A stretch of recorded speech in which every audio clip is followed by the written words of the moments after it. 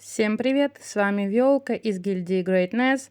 В этом видео мы не будем зацикливаться на наших сборах, а разберем ошибки принимающих наши сборы, а точнее, что у вас стоит на стене. Итак, первый игрок. В принципе, как вы сейчас увидите, у него герои и фамильяры правильные. Герои стоят на каждый тип войск, и фама на дебаф и бафа З. Но, к сожалению, ему не дали креп, и в итоге ему даже это не помогло. У следующего игрока ошибка в том, что у него в героях стоит кукла.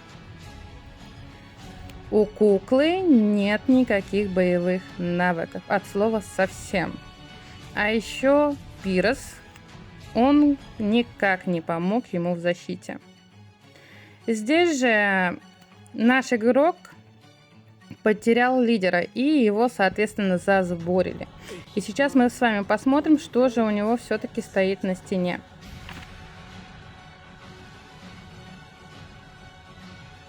Как вы видите, герои стоят грамотно, фамильяры стоят на АТК пехов и луков. Но по мне, если бы у него стояли хотя бы один фамильяр на ОЗ, например, Хэпри, то потери были бы меньше. Дальше у нас игрок, у которого стоит прима на стене. Ее, ребят, не ставьте, это ферма. А с фамами у него стоит на защиту. По мне, так защита не играет особой роли в данной игре. Здесь, в принципе, более-менее, но в героях алая молния. Этот герой тоже ферма, и у нее нет никаких боевых навыков. И фамы на АТК и ОЗ, что в принципе неплохо. У этого игрока по героям и фамам все нормально. Как и у следующего. То есть тут все чисто прилично. А это герои-фамильяры нашего сагильдийца, который съедает вот таких жердяев. Итак, что касается героев, то это универсальный состав для F2P игроков, так как мы с вами не знаем заранее, чем идет противник. Именно такая подборка героев позволит нам максимально эффективно принять сбор с учетом баланса нашей атаки и АЗ. Если время позволит увидеть, чем идет противник на вас, то желательно постараться сменить героев против того типа войск, который идет в сборе. Если на вас идет сбор соло, то лучше всего, конечно, героев так и оставить, не меняя, ставив при этом лук в фалу и попросить сагильдийцев укрепить вас луками.